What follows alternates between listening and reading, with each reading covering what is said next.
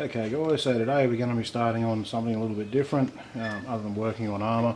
I haven't worked on an aircraft for a while, so I thought it would be a great opportunity to do something a little bit different. I haven't actually ever built this kit. I've done a little bit of research online. It's supposed to be a fairly nice kit. The Nakajima Type 97, nicknamed the Kate. For what I understand, it is a fairly nice kit. I'm going to go for the same colour scheme we got on the box art here. I really like that colour scheme, but this is going to give us a great opportunity to do some of our chipping effects. So if you want to see some chipping effects in action on aircraft, this is probably the video to watch. I'm also going to do a fair bit of weathering on this aircraft because the Japanese, as we know, didn't have a lot of time once the war started to spend time cleaning their aircraft and keep them up to date. The paint used to wear off really badly. This aircraft here, this particular scheme, is still bare metal underneath, so we'll be doing bare metal over mainly the whole aircraft, then doing the paint scheme on the top and then chipping that back off. I'll have to weather down the decals as well. I'm not sure whether I'm going to do stencils or do the decals yet, but I'll have a look how good the decals settle down, and I'll show you how I'll wear through those. It's a pretty easy effect. It's just a really fine grade sandpaper or rubbing sponge, and just rub through it. But yeah guys, so I'll get started on this, and anything I think you need to know about the build, I'll start the camera back up. I'll probably show you a little bit of the cockpit and weathering that up and so on. There's not a lot of detail in the cockpit. It's not too bad, but yeah, I'll show you that when I get it together. The interior colours for the aircraft for the Japanese is a little bit iffy, so I'll show you what colour I end up going with. I'll probably go for that greeny blue jadey sort of colour they used to put over their bare metal inside there, but I'll have a look at that when I open it up and decide what I want to do there. But anyway guys, look forward to having you on this build, and yeah, I'll see you in the next step. Okay guys, so we've got the interior pretty much together there now. We've got all our seats and radios and things like that in there. That's our instrument panel over here. Side walls are up here. Now, one of the things I did come across that you'll have to be very careful of in this kit is all the ejector pin marks. You can see these light grey parts here. That's where all the ejector pin marks were, in every one of the seats and on the side wall as well. And plus, you know, you have to clean up, there's like the injector mould, like the seam lines running over some of the stuff that you have to clean up. But those they have to be cleaned up absolutely, because you're going to be able to see these side walls because you've got such a big canopy over the top of this aircraft. So all I've done is just put a bit of grey putty in there, and I'm going to let that dry, and then I'm going to use some thinner on a cotton bud and just rub over it and just smooth those back down, and then sand it. Like I'll roll some sandpaper up, like this piece here. I'll roll it into a nice little round piece like so, and I'll just get in there and just sort of sand lightly over those just to smooth them over. Once we paint this and weather it up, you won't even know that they've ever been there, those lines. But I'm actually quite pleased with the cockpit. It has got some nice detail in there. When I first looked through the kit, I didn't think there was going to be a lot of detail in it, and it's not like an overly detailed cockpit, but it's fine. It's ample for this aircraft, like for this scale and what we're going to do. One of the things is with the dials on the instrument panel, we can either go with the decals or we'll just paint them. I think I'm going to paint these guys. That'll be a good opportunity to show you some dry brushing and how to do instrument panels and so on. There's a couple of them to paint. There's these guys here. There's some radios on the back of this piece here that we'll have to paint up. And you know, we'll do some nice weathering inside the cockpit. I'm not going to go overboard with the weathering, but we will do some nice weathering inside it. So anyway guys, I'll keep poking along with this. When I get to the painting and weathering stage, we'll turn the camera back on and we'll go through the process. Okay guys, so I've got the cockpit. All I've done is painted up in the interior green that suited this aircraft. It was an Imperial Japanese Navy green that I used, and I lightened it down with a little bit of white just to sort of fade it a little bit. But I laid the paint down, just gave it a dark wash, went around, picked out all the detail, you know, like the different colours here, like for the black up here, and so on. Like just all the different details that we needed to get into the colour. machine gun up here painted black, so on. And all I'm going to do now, I'm going to do a bit of dry brushing, and what I'm going to use is the AK Interactive True Metals. Get it the right way around for you, like so. These guys here, now they're fantastic for dry brushing, for doing like metal colours and so on. And sorry about that camera moving there, guys. I'll just give it a bit of a bump. And all I do, I've just got a little bit of that off to the side there, that paint, and I'm just dabbing it in my tissue here and just getting most of the paint off there. Now we all know pretty much about dry brushing, get all the paint off like so it's not leaving much of a trace behind, and then it's just a matter of going over, just a light brush over the detail you want to highlight, so on. And hopefully you can see that's highlighting that there now. Okay. Now just be careful, you don't want to sort of overdo this effect. If you have too much paint on your brush, it can quickly build up and it will overdo it very, very quickly. Okay, so especially with this stuff here, it works really, really well for dry brushing. So just, you know, easy does it sort of thing. Okay, just pick out your detail like so. Okay, just run it backwards and forwards over there, and all that does is lighten down the rim of the gauges a little bit. Looks like they're sort of worn, the edge of that little bulb up the top there looks like it's worn, switches down the bottom. Okay, and hopefully you can see that in the camera. I'll try and lift that up a little bit for you, get it to focus up here like so. Hopefully you can see that in the camera, what that's actually done there now. Okay, it's highlighted them gauges really nicely. And so all I'm going to do is go around and pick out all the detail. Now some of these parts do have to be metal, so I'm going to do dry brushing again, but not taking as much off the paint. Like these cylinders here have to be in a metal colour. Now they're supposed to be metal, but they're not supposed to be aluminium and shiny like this. Now the colour I'm actually using is steel. Now this stuff here is very, very bright. Okay, this obviously doesn't look anything like a steel colour, but what I'm going to do is go over with a wash, and when I give it this a wash, it will actually dull these down. Okay. The other thing you can do is like the one on the end there. Just to focus for you. You see the one on the end here, I haven't given it as much of a dry brush. I've just given it a really light touch, and it's still fairly dark looking. Okay. So it depends on, you know, like how you want to do it, sort of thing. But I'm going to give it a wash and dull it all down. So I'm going to, you know, give it all a really good dry brush. It looks all nice and silver there at the moment. Okay, I've still got a little bit on my brush, so I'm going to go over the wheel here like so. Okay, and I'm just going to keep going with this, guys, like go around the whole cockpit and so on, lighten everything up. The machine gun is one of those areas that can really do with a dry brush to bring it to life, sort of thing. Now, like I was saying, these canisters are supposed to be steel anyway, so I'll start on that and give it a fairly good brush like so. Okay, now they're still not dry, that thing, so it's a little bit hard to hold it steady when I do it. Okay, like so, and that's just brightened that up there now. And the rest of the gun I'm just going to go over just really lightly, just give it a touch up sort of thing, so it just picks up the edges of the black, and hopefully that will give us a nice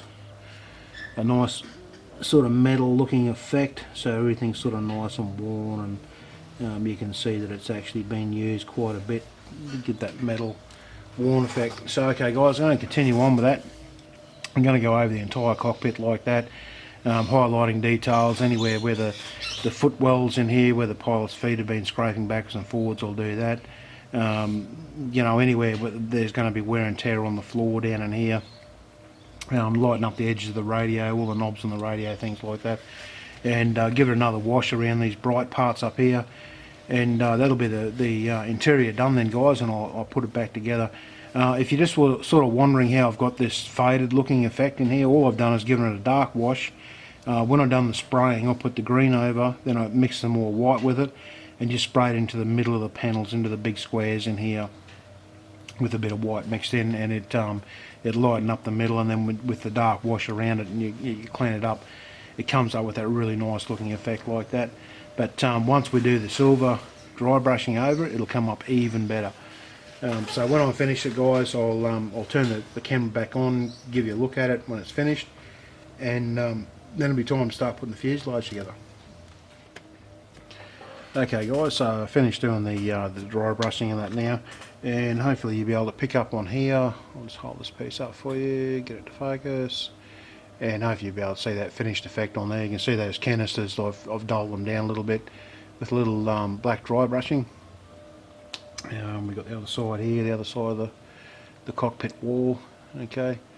Now it may look a little bit overdone sometimes when you look at the dry brushing and the different coloured paints and stuff like that, but it actually, once it's enclosed in a canopy, you need to actually have stuff highlighted fairly well to make it all sort of stand out. And once this is inside and closed in with the fuselage, it actually will look fairly good. So let's get the instrument panel up here for you. Hopefully that'll focus for you. Okay, get it to the right angle. Okay, it's sort of hard to pick it up on the camera, but it actually, in real life here, it does look fairly good. And once it's inside that fuselage, it'll actually really bring it to life. So I'm going to get on now with putting the fuselage together, and I'll turn the camera back on once I've got the cockpit enclosed in there, show the fuselage together, and give you another idea of just how good that's going to look inside that fuselage once it's closed in. Okay guys, as you can see, we've got the fuselage together here now. The inside the cockpit, like I was saying before, not to worry too much about going into the weathering, because once it's down in there you really can't see a great deal. It's yeah, it's pretty well covered in there. You're not going to see a lot inside that fuselage once she's covered up, and especially once you get that canopy on there. There's not a lot of light's going to get down in there. I am going to have this one with the canopy open. Just one little tip here, the machine gun on the back here, if you're going to have that actually external like set up so it's ready to fire, leave that off at this stage. The instructions tell you to put it on, but if you put it on now, it's just it sticks up here, and it's just, you know, like as you handle it, you're going to eventually knock it off like I did. So I've just left that off for now, and I'm going to put that on once the canopy and everything goes together. I've painted the machine gun, and so once I do the canopy and everything and finish it off, I'll put that machine gun on there then. Probably one of the last things I'll do. But yeah, the fuselage went together fine, the wings went together fine, there's not too many gaps. I had a little bit down around the back edges here. Fuselage, it's just normal filling, like where you get a little bit of a gap, just so you can cover that seam line where the two halves are joined up there. So all I've done is use some Mr. Surfacer, the 500 putty, the stuff here. Just run a bit of that over it with a toothpick. I'm in the process now of sanding all that back. Once I've got those parts done, I'll start putting the tail planes and landing gear and stuff like that on. And yeah, then once I get to that stage, I'll show you it completed before we start the painting and weathering process. But yeah, so far guys, really nice little build. There's no fit issues. I probably would be a little bit careful putting the instrument panel in the front down in here, where the actual joins are. If you put it on before you put it inside the fuselage, it doesn't actually line up inside here. So what I actually done is re-softened it with some glue once I had the fuselage over it and pushed it up into place. It was just sitting down a little bit too low. But other than that, yeah, it's a nice little build. It's a surprising aircraft, because when you see the fuselage halves, you think, oh gee, that's tiny for 48, but once you get these wings on here, this wingspan's enormous. So not a very big fuselage, but huge wingspan on this thing. So anyway guys, I'll get going with the sanding and putting the extra details on there, and I'll see you when I go back. Okay guys, so the stage we're up to now is the aircraft's together. I sprayed it with a silver with the new metallizer paints from AK. These guys here, the extreme metal paints. I've done it in just the aluminium colour. I think I've got a dud batch of the polished aluminium. It's not coming up like polished aluminium, so that's just aluminium on there. I put a clear coat over it, mainly because I'm concerned about how it's going to hang on. I haven't put any like primer or anything down, so I put a clear coat over it to protect it. It's just the L-clad clear coat to protect the silver underneath. And then I'll put over a couple of coats of hairspray. I'll just put all I've done is decanted the hairspray into a little cup here, and sprayed with the airbrush just a couple of coats over it. So the next step is I'm going to go over and put the colours, the camouflage on the aircraft. And we've got earth here, and the Japanese navy green is the camo colours, and black around the cowling. But I'm going to put those on, and then I'm going to start the chipping process. So what I'll do, I'll turn the camera back on when we get to the chipping process, because I'm not going to do anything special with the paint. I'm just going to water it down with water, like thin it down with water, just so it's much easier to work with the hairspray. The water will actually go through it and make it chip off much easier, and give us much more control when we're doing the chipping. I've put a little bit of the worn effects, the OK worn effects on as well down at the tail here, just so we can see the difference between worn effects and the hairspray. Okay guys, I'll get going on this, and we'll turn it back on and I'll show you the chipping effects. Okay guys, so we've got the camo pattern painted on there now, and you're just looking at one of the wings here out to one side here, the left hand wing, and I'm just going to show you how we're going to do the chipping now with the hairspray technique. Now it's fairly easy. You just take a brush, go over where you want to make the chipping. We want to make some along this line here, so I'm just putting some water there to start softening that paint up a little bit.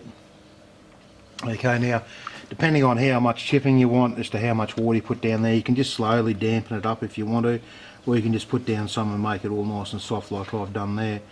Now give it a little bit of time just to soak through, like so, and that should be starting to soak in now, and hopefully when I draw this stiffer brush across here, you should be able to see that with the paint coming off now and leaving the silver behind. Okay, now again, you can do this as much or as little as you want. Now because the green is like a double pattern there, there's two lots of paint over it, it's going to take a little bit more to chip through that, but it will wear through, and hopefully you can see that's gone through there nice there now. Now the leading edge of the wing is obviously going to be fairly well chipped right back. I'm going to go around the panel lines. I'm going to pick out some rivet detail. Now to pick out the rivet detail, what I use is a toothpick, sharpen it right up, and go in and just sort of stick it in the rivet hole, wriggle it around a little bit, and it'll actually shine that rivet up. It'll take the paint off the rivet. I'll do that around all the panels and that over the whole aircraft. And once I've done that, guys, I'll turn the camera back on and show you. If you can see, the paint looks sort of whitish in the middle here, the dark green colour. I've sprayed like a lighter colour of the main colour on there just to sort of weather it a little bit more. With the tan colour, I'm going to weather that afterwards with some oils. And there's a little bit of overspray I've got to fix up on the inside of this wing here too, so that'll take me a little bit of time, but it's easy enough to fix up. It's just overspray, and I can just get the earth colour again, spray over that just lightly and get rid of that bit of overspray I've got there. Anyway guys, I'll get on with the chipping work now, and I'll turn the camera back on when I'm done. Well, as you can see guys, we've got the chipping done. The decals are on there now.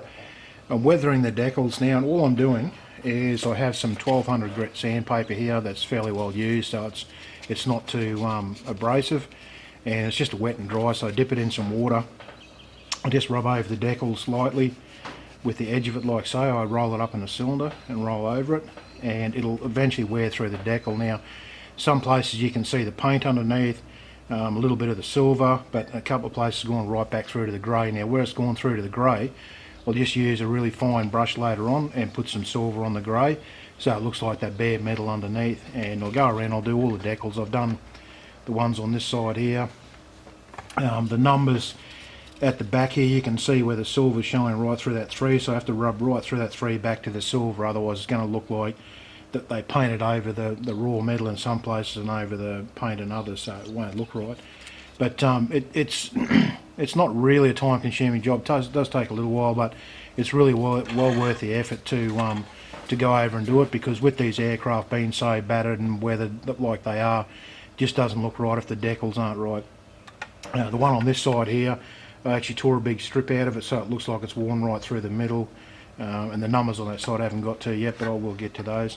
Now after I've done that, I'm going to go around and do like a general clean up just with some polish and a cotton bud, just to clean off any of the excess decal fluid and stuff like that. And then I'll be giving it an overall wash, like pin wash, and overall like a filter wash sort of thing with a dark sort of colour.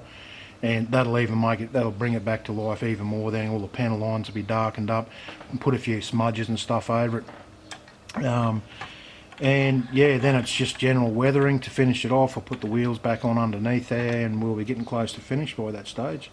So anyway guys, I'll keep getting on with this, and I'll turn the camera back on when I'm at that stage. Okay guys, so our model's finished now. All I've done since I last had the video on is give it a dull coat, Testa's dull coat I'll put on there. Put some exhaust stains down the side here. Put the side windows in on either side. There's one on either side of the aircraft. You should be able to see that up in there. Just that slot on the side. I've gone around and touched up anywhere that where I rubbed back on the decals, and I rubbed back through to the plastic, and I touched it up with a bit of silver paint. Touched up the canopy. Now the canopy's a really awful fit on this thing. It just doesn't fit at all.